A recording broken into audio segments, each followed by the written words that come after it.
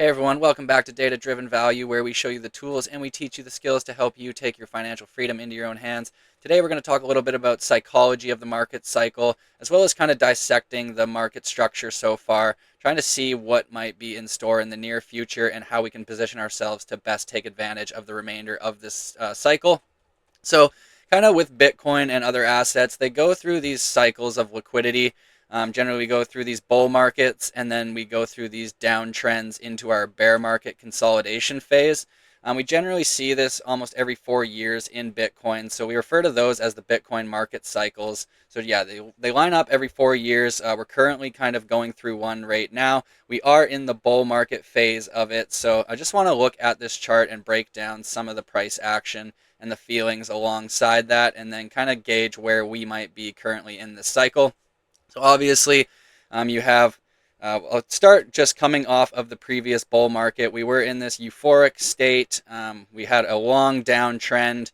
This was kind of the DeFi explosion. We saw a lot of companies going bankrupt, a lot of losses and liabilities that needed to be covered, massive sell-offs across the market. Yeah, everyone had anxiety, denial, panic, anger, depression. We went through all that. So yeah, we came down off our previous bull market peak. We went through our long consolidation phase here. Sorry about that. Yeah, long consolidation phase. We went through that depression and then we started to kind of just grind back up. So again, still part of that bear market consolidation. And yeah, people not really believing that this is the rally that's going to actually kind of take us to new highs, or the consolidation that we need to take us to new highs. And then essentially you go from disbelief back over here and then into a stage of hope, optimism, belief, thrill, euphoria. This is that bull market price action that we see where everything's kind of just up and to the right. So taking a look at this chart here, and then I'll jump over to the Bitcoin chart. We can kind of see in our prior cycle here, although the structure was a little different than this picture here. Just note we do have, this is the first bull market peak, and then we had a second bull market peak that was actually a higher high. But however, it is important to note that the indicators that we commonly follow to measure market cycle tops, they weren't flashing on this peak here. There is kind of an argument that if we didn't experience that big DeFi explosion or implosion, that we would have just kept kind of going to new highs and been able to kind of like break 100K was the consensus that year. But I mean, narrative kind of follows price, not the other way around. That's something to keep in mind. So maybe we were just kind of too frothy in the market here. Everyone was over leveraging themselves and it needed to be flushed out. So unfortunately, we kind of shot ourselves in the foot this cycle, I do believe, and then kind of went into that long downtrend here. We kind of have those stages of disbelief and like anxiety here, maybe some disbelief here. We get down to those lower stages where we're consolidating. There's a lot of anger here. There's a lot of depression. People think they've lost all their money and that Bitcoin's going to go to zero. And then we obviously just see that uptrend grind start to take place out of the bear market consolidation, and then we can resume our bull market again. So looking at this, and then we're taking a look back at here, obviously, I think we came down off our previous high.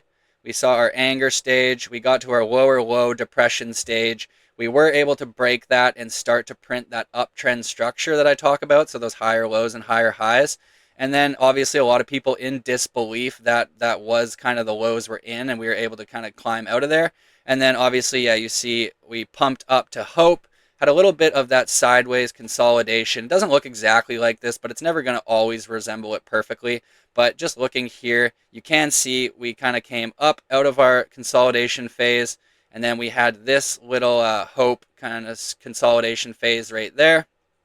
And then after hope, we're able to pump up further. So kind of just based off of where we are right now, I'd say we're potentially between the belief and the thrill kind of stage of the market here. So yeah, a lot of still like froth building in the market. Everyone's kind of getting bullish.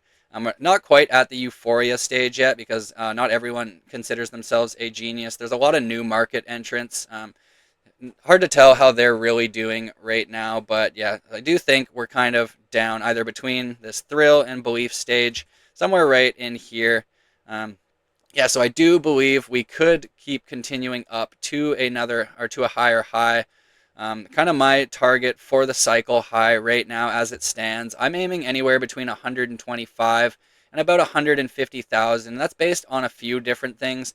So the 125,000 target, that's essentially based on this kind of trend line that I did identify up here, as well as we do have this cup and handle measured move. So the target for that cup and handle measured move is actually around 125,000, where I do kind of see a little bit of confluence of this upsloping trend line. So just some confluence of support. And I do think if we were to just rip up to 125,000 from the current price here, then we may be due for kind of a mid-cycle correction, similar to what we saw in the prior cycle. We ripped up a little bit too frothy, and then we did experience that 55% mid-cycle correction before we were actually able to put in new highs. So that's kind of something I'm keeping in the back of my mind. If we are to experience that same mid-cycle correction, that would bring us down, let's say from the highs. That's going to bring us down kind of back to this flag consolidation here. So interesting to kind of see. That is a potential, in my opinion. It's not my base case. I do think there's a lot of important support levels above there, and I do think we'd likely get a bounce kind of before we did see that. But just interesting to note, if there was any kind of black swan event, we could see that mid-cycle correction of up to 50%. Another thing to keep in mind is we do have January corrections. Kind of in the past two cycles, we do see them about a 30% correction in January. So another thing to keep in mind here, we did experience about a 15-16% correction. So not quite the same as that other normal January correction. It doesn't have to play out, but it is something to keep in mind. If we do see that correction of 30% from the highs, that would bring us back down to approximately here. So interesting to note that that 30% correction would actually bring us back to the confluence of support of this horizontal support zone here. And then I bet you even if we pull our Fibonacci retracement here, we would see that kind of, right through there, we also have confluence of that 618 and that 786 golden zone that I frequently talk about. So I do have a cash position. If we get a dip down to these levels, that's kind of what I'm hoping for to really deploy that cash. It is profits from other short-term riskier trades that I've taken. So I'm still very exposed to the market. Obviously, the Bitcoin price structure looks really good right now. No reason to assume that we're going to go into this extended downtrend. As long as we hold kind of current levels, we're able to keep consolidating and eventually hopefully break out again, continue higher. Ideally, I would kind of like to build a bit more support, maybe consolidate around 100,000 for a little while, really build out that support. Otherwise, kind of if we do shoot up really fast to higher targets here, then I kind of lean more towards a bit of that left translated cycle theory where we might experience a sharp rejection and downtrend after that. But yeah, just something we're watching. So I'm not kind of sold on either of the two theories. Obviously, I just follow the charts, and we're not going to know if it's a left or right translated cycle until it actually plays out. So we're just following the chart structure, and as long as it looks good from a market cycle perspective, then we're still bullish on Bitcoin and altcoins going forward. That being said, there's going to be more opportunistic times to kind of start acquiring Ethereum and altcoins as opposed to Bitcoin. That's kind of the purpose of the video today. We've really had a solid kind of market for Bitcoin here. So Bitcoin dominance just been trending up for the last 2 years. A lot of altcoins and Ethereum just bleeding against Bitcoin. So if you're a holder of altcoins and Ethereum over the last 2 years, generally speaking, you underperformed Bitcoin, which is not the goal. So you took on more risk and you got less reward. That's not really what we're trying to do here. We're trying to take on less risk and get more reward out of it. So by using some of the tools that we teach you, you can really try to time some of these market moves.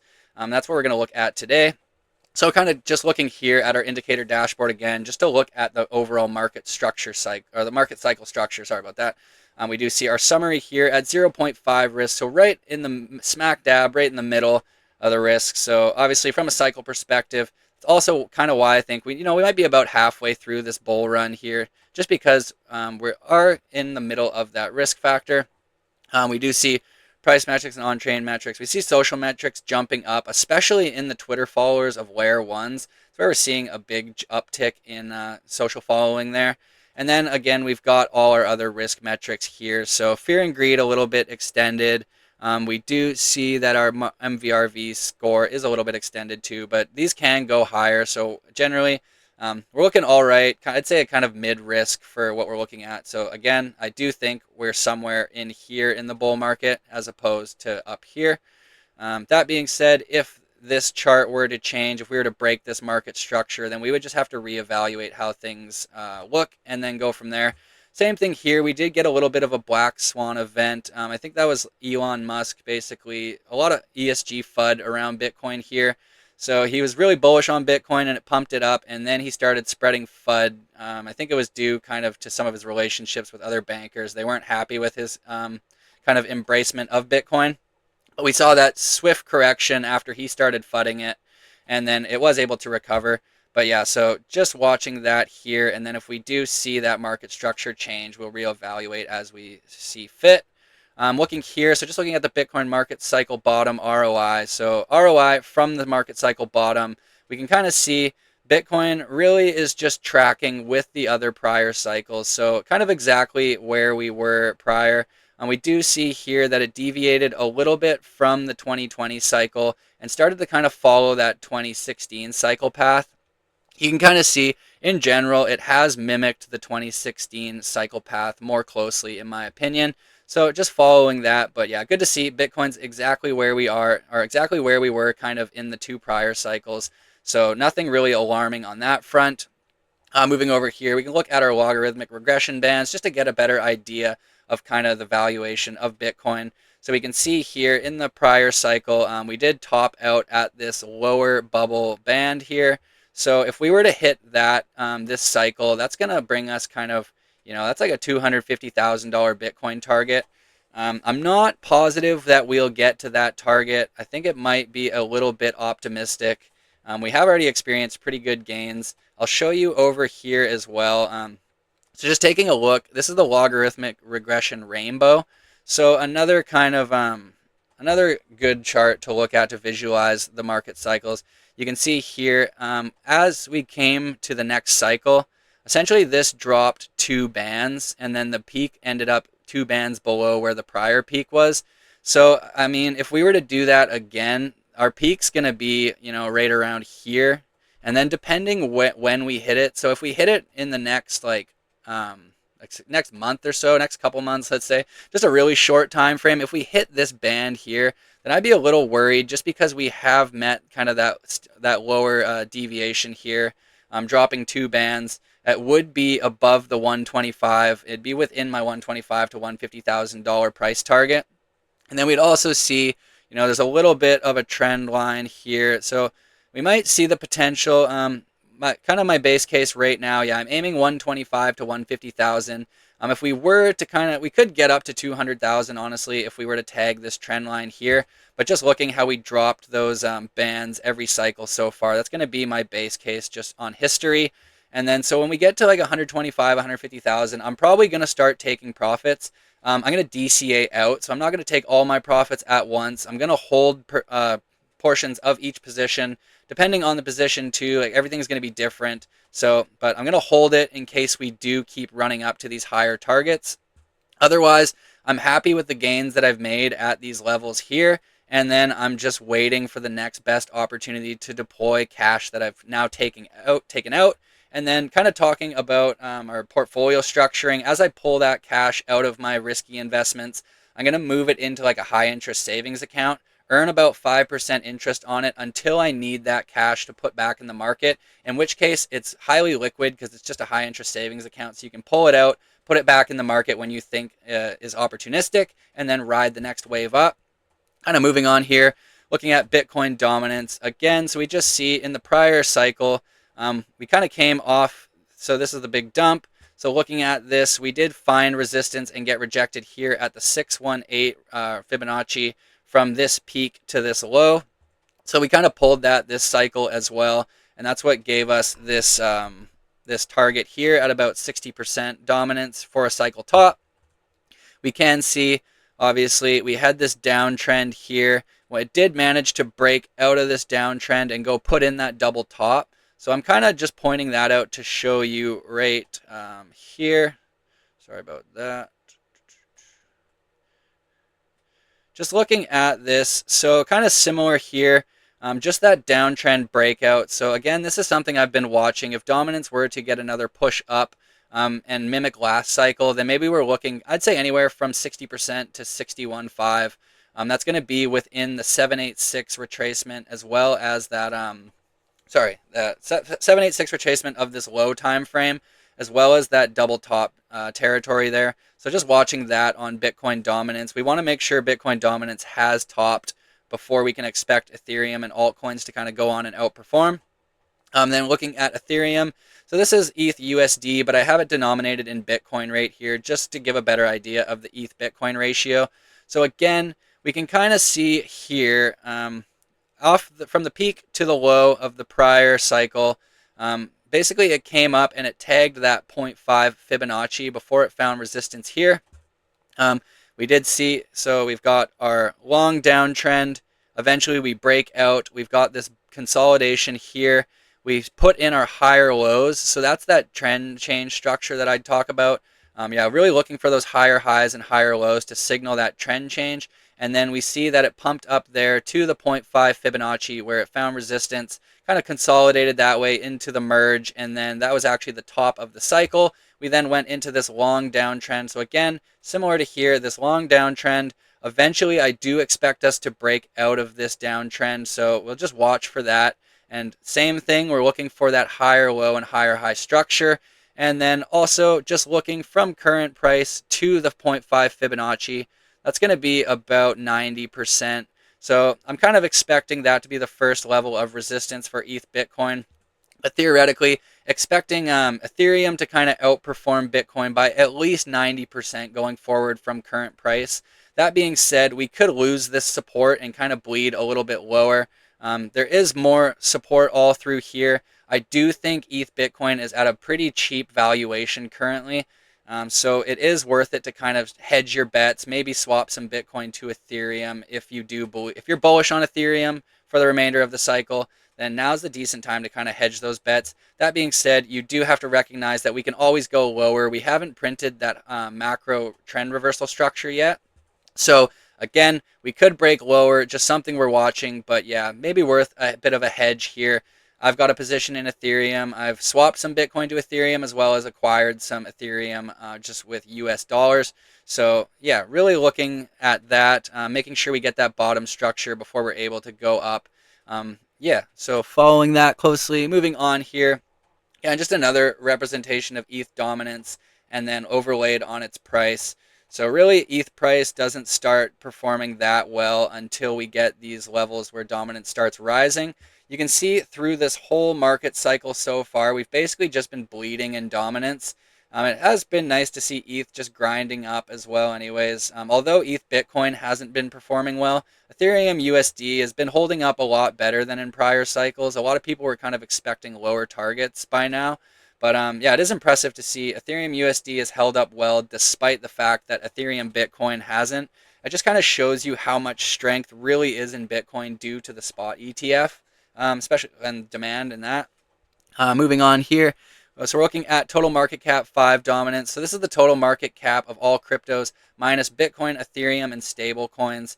So, or no, sorry, just minus Bitcoin and stable coins. So this is looking at Ethereum and all the altcoins. Just to kind of get an idea, we see here, obviously, we're in this low consolidation here. So similar here, we have these downtrends, sideways consolidation, and then we go into these uptrends where we get our alt seasons, where Ethereum and the altcoins really start to outperform. So we can see there, again, we're just in that downtrend. We haven't even really started or really based that consolidation. You can see here we had there's actually like, yeah, about four tags of this kind of low here before it broke below that even. So you could also just look for that higher low, higher high structure here. We do see that this was a long drawn out consolidation where this was a pretty swift downtrend. So we might see that this actually just took a little bit longer because the downtrend was so fast and they needed a bit of time to consolidate and build support here. There's kind of already support built through here just due to the prior price or the prior cycle action. So we'll just watch that. But yeah, the same thing, kind of, we want to see Bitcoin dominance topped and Ethereum Bitcoin bottomed before we can expect altcoins to go on and outperform. Moving over to our altcoin season index. So latest value currently 53. It's neither Bitcoin nor altcoin season. You can see we did kind of get just up to the lower portion of our altcoin season here before we rejected a little bit. I think that was when we saw that about 25% dump in alts there. But just based off of prior cycle price action, until we kind of reach some of these upper levels, maybe we reach the mid level of the altcoin season index, then I'm really not sold that the altcoin season has occurred or that the top is in, especially just due to how Ethereum looks right now and how some of the altcoins look. So I'm kind of leaning, yeah, again, we're just kind of in this no man's land. We're just going to let kind of things play out. Let the charts tell us what's going to happen next, give us some signals, and then position ourselves in what we think makes the most sense. So moving on from altcoin, we can look at altcoin market capitalization. So again, you just see we kind of go through these downtrends, consolidations, and then we have these massive uptrends here. So nothing like that has happened this cycle so far, which is why I'm kind of in that belief that we haven't experienced an alt season or that Ethereum outperformance that we generally see in this kind of market cycle. I'm moving over again. So we've got crypto total market cap. This is others dominance. So these are the smaller altcoins, but just looking at some similarities here. Again, coming off that high to that low, we found resistance around the 0.5 Fibonacci, and then before going to that lower low, printing that bottom structure, and then going up, you see our higher low printed right here, right at that Fibonacci golden zone. We're always talking about that. So similar kind of thing here. Again, we came up, found resistance at our 0.5 Fibonacci. We came down, and then we found that higher low again at that 786 Fibonacci. So similar to over here, we also see upsloping lows on the RSI on the weekly or the monthly chart, and same thing that we're seeing through here. So similar RSI pattern, similar price action pattern. Like you can actually see, this is pretty much almost mimics this exactly. Like so, pretty much where we were before. We can zoom in a little bit to the low time frame, see if we can't get a better idea. Let me see. I'll get rid of that. So yeah, this is one I have been following. So we will see if we can hold these lows through here. That's going to be key. Otherwise, right now, all I see is just downtrend structure. So lower lows and lower highs. We want to see this reversed. And then obviously we're kind of stuck below our resistance here. But we want to see something like this play out where we're able to take out this high. We have that higher low. We get in on that higher low. And then we're able to kind of go up from there. But we want to have confirmation of that before it takes place. But just interesting to note that others dominance. We're watching that small altcoins. But yeah, that's that breakdown retest structure I talked about. So we knew once it broke out of this wedge, back tested here, and we saw that signs of rejection, we knew we were likely going to come back and either sweep the lows or put in a higher low. So that's what we've done now. And then, yeah, we're still just waiting for that confirmation of trend change. Sorry, we'll skip that. And then looking here, so this is total 3. So just the total market cap of all the altcoins, excluding Bitcoin, Ethereum, and stablecoins. So we can kind of see here, I just have some levels marked. Interesting to see. We did kind of find some resistance right here at the prior cycle peak. We did, when we ran up initially, we came back to our 618 and then moved up from there. And then you can kind of see throughout our bear market here, so we came down in the previous, not the previous cycle, but the 2016 cycle, downtrend, bear market consolidation. You can see how we consolidated under this support here. So the prior cycle support actually acted as resistance throughout the bear market. And you can see a similar thing right here. So we see this prior mid-cycle support acted as support right through here. We kind of got below it, and then it acted as resistance. You can see as soon as we broke out back above this line and back tested it, we didn't fall below it again, and we continued, and then that's when we went on our parabolic run. So it kind of same thing here. Once we broke out of this line here, we did back test it, and then we've been able to just start our run upwards.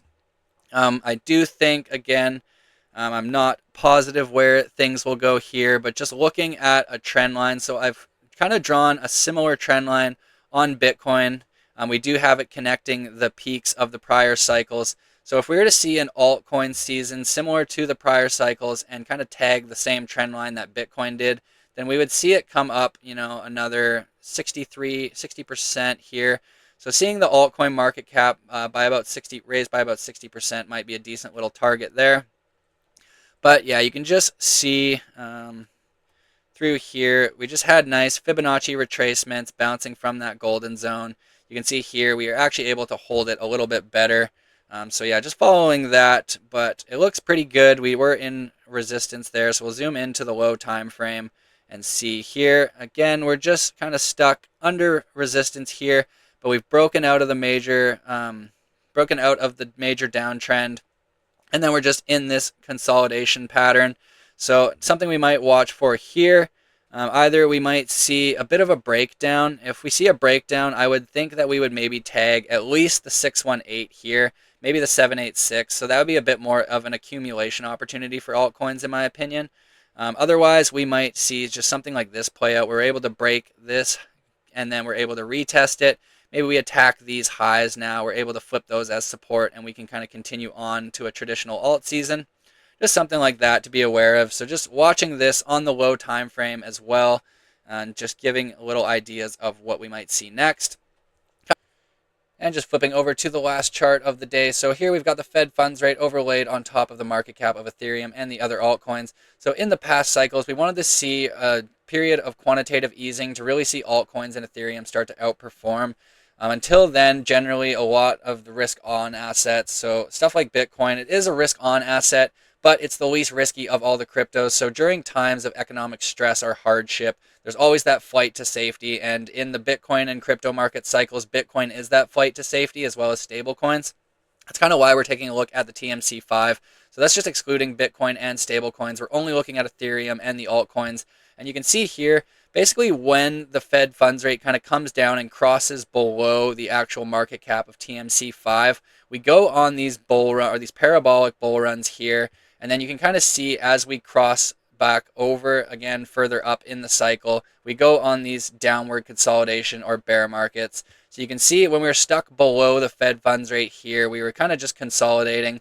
That was an early cycle, so not a lot of information that might be super relevant, but we are just curious to kind of see. And then we see we broke above here.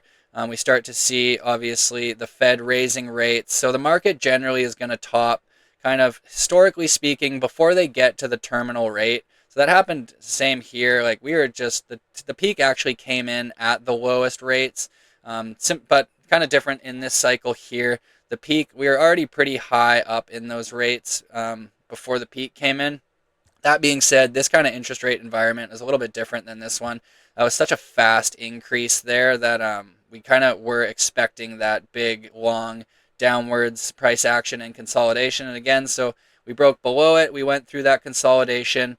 But you can see now we've broken above the Fed funds rate average there. So looking good on that perspective. We haven't had that parabolic move above this line yet, so something we're watching as well. Again, I do think that we want that quantitative easing, so either we get some economic stimulus, maybe from the new administration, or we start to see the Fed really kind of change some of their rhetoric. Maybe we start to see the markets want to price in an additional rate cut, but as it stands, there's only one rate cut really priced in for the remainder of the year with the potential for maybe two. And we do have the Fed saying that they're going to stand where they are right now. They have no reason to cut further just based on the current inflation. So inflation's a little sticky and unemployment's not bad enough to warrant kind of more immediate cuts. So just in the near term, we'll be watching this. We could be due just for, again, some more volatility. But I do think that we eventually get that parabolic move kind of beyond here, get a little bit of an extension before we go back into our traditional bear market. So overall, kind of speaking, we're at different stages in the market personally. So in talking about Bitcoin, I believe we're in the belief or thrill. But if we're talking about altcoins, obviously they're kind of lagging, as well as Ethereum lagging. I would say those are kind of probably more down here in between maybe the hope and belief category. So we want to position ourselves in Ethereum and altcoins that we believe are going to do really well this cycle. It's something I've touched in previous videos where we look at Bitcoin pairs of altcoins. We'll continue looking at them going forward, but here I was just kind of trying to break down a bit of the market structure for you. I don't believe that altcoin season is right around the corner, so I do think we have some time to kind of come up with a strategy, as well as look at the altcoins that we want to accumulate, figure out what are some good technical prices to accumulate those, and then position ourselves for that inevitable and hopeful altcoin season coming up. That being said, obviously there is always the chance that something happens that throws a wrench in the market cycle and we get a complete change of structure. But until then, again, as I said before, I just follow the charts, and as long as the charts tell me that we have the potential to continue keeping going up, then I'm going to kind of lean to that side as well. If we change market structure, we're going to address it right away and kind of see what might be the next moves in the near term. But for now, everything's looking good. We have some similarities to prior cycles and some differences to prior cycles. So using history as an indication isn't going to be the most accurate, but it's kind of some of the only information that we do have available to us to compare. So history doesn't always repeat, but it often rhymes, something to keep in mind. And yeah, we'll just be watching all these different charts going forward, waiting to see those breakouts and back tests on the various indices for the altcoins. And then we'll look at specific altcoins as well as their Bitcoin pairs and really kind of lock in the last of our entries before that final alt season push. I do have certain altcoins that I've been holding for a long period of time. So kind of going forward, I'm always looking to keep adding. As long as I think that the overall structure of the market is going to continue to trend up, then I'm going to continue to look for opportunistic mid-cycle or late-cycle entries. So just keep an eye out for that. Keep an eye out for my future videos. If you have any specific alts you want me to take a look at, then feel free to reach out and let me know. Until next time, though, thank you guys for watching. If you appreciate this, you like the information, then please like, subscribe, and share it with your friends. It all means the world to me. And until next time, have a great day, guys. I'll see you later. Bye.